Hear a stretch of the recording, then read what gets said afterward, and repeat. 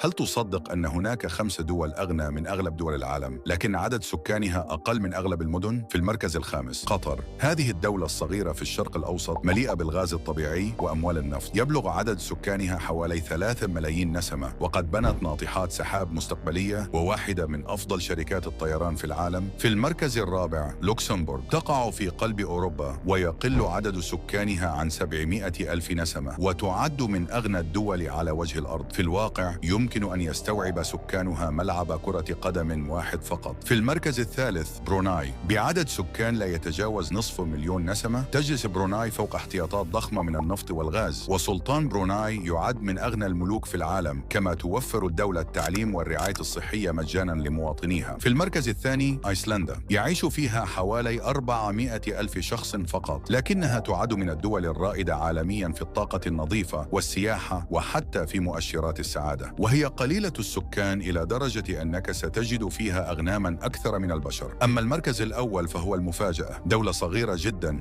يمكن أن تمشيها كلها في يوم واحد. يقل عدد سكانها عن 40 ألف نسمة، لكنها مليئة بالمليارديرات والسيارات الفاخرة واليخوت الفارهة. في الواقع 1 من كل 3 أشخاص فيها مليونير. الدولة التي أتحدث عنها هي موناكو.